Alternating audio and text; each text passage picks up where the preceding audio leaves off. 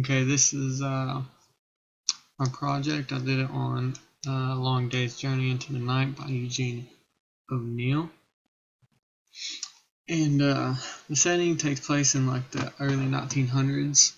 And I'm pretty sure all of it's in their house. It's a group, it's a family. And it's in their house. And it's like a ranch house, I believe, because they go out and they work the land, so I believe it's some type of house like this. The characters are Tyrone, that's the father or the old man. Mary is his wife. Jamie is their son, and Edmund is their son also. Kathleen is kind of like a maid or a servant, and she's only in a few things, and she comes in and she just has little parts. I mean, I don't understand why she's really in there. So, but she's in there, and these people are all kind of weird. They talk uh, oddly, and it's probably because the time period it was written in. Some of the themes for this play is that they're crazy. You can kind of tell just kind of the way they're talking about each other and stuff, and it's a little odd because Tyrone, he tells Mary, like, he gives her compliments, but he calls her he calls her fat, and apparently that's a compliment. And I know back then, if you were big, then I mean you ate, and if you ate well, then that mean you were rich. But Mary was always concerned about her hair, and she kept asking, like, is her hair messed up? Um, and she was kind of self-conscious about herself, and she was suspicious of other people in the family watching her, and everybody was a little weirded out. Like her son Jamie was weirded out and said that she woke up and like was just looking in his room, acting like she was seeing him and stuff, and he knew about that. He just pretended he was asleep, and she just stood there. And she also stayed in a spare room, and they told her not to go in there, but she's been standing there, and it's kind of weird about that kind of spare room. Um, they're dysfunctional.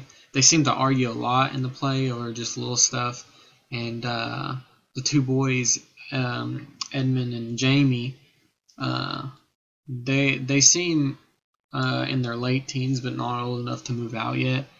And Edmund is sick, and Jamie is just he seems kind of rude and snobby during the play. And they both seem to like to drink, and so does the father. Tyrone is cheap.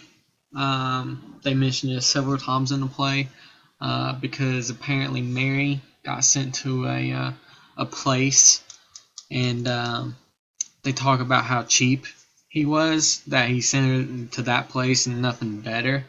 And then they started saying how there's only like one light bulb that's on, and he's too cheap to keep any more on, and stuff like that. And then since Edmund is sick, they send they talk about how they're going to get him a cheap doctor and stuff. And Jamie kind of argues with his dad about that situation. Um, the family's just kind of odd in the way that they talk to each other and the way that they seem to carry themselves. Um, and the play is kind of about the way Mary is acting. She acts a little strange, and she acts kind of like she's not all there and mentally. And I think that has to do with a big part of it.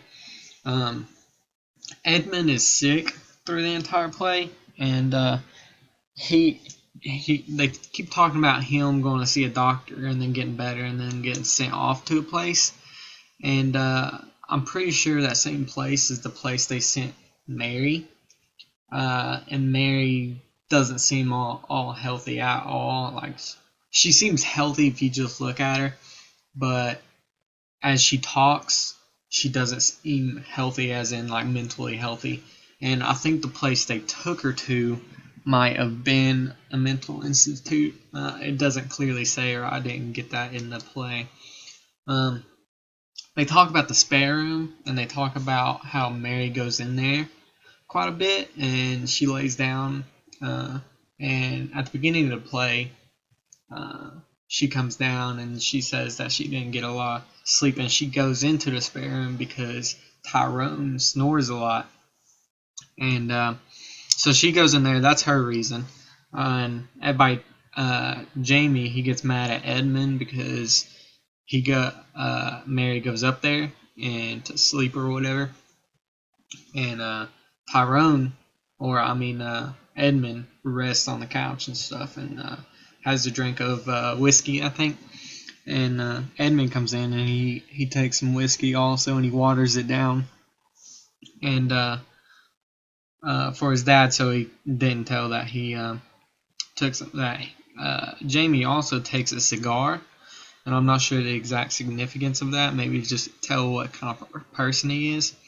He takes it without his dad knowing, so maybe he's just kind of a bad boy type person and not a goody two shoes of that family. And then they talk about Mary and Tyrone's other child. They both talk about how they didn't want Edmund a little bit, but they say like it was hard enough. Mary says it's hard that she had Edmund and she was in a lot of pain, and maybe that's kind of maybe she's on like some type of medicine and that makes her act the way she acts. And they were having another child, and I think this was before Edmund, but it ended up dying. I'm not sure exactly what the cause of that was, but that's that was basically it with their child, and she didn't feel it. They both didn't want Edmund, I think, but of course they love him and stuff. And Mary is forgetful, and I think that just shows where her mental illness is. And the title of this play is Long Day's Journey into the Night, and I think that has to do with like the scenes are in the same house, in the same room, and it starts off in the morning and it goes on to like late at night, I think like 12, and Tyrone and Edmund are up and they're drinking and they're having a good time and stuff, and they argue and all this, and it seems like they argue a lot. Everybody argues throughout the entire play, and but it's long and it goes on into the night and keeps talking, and that's about it.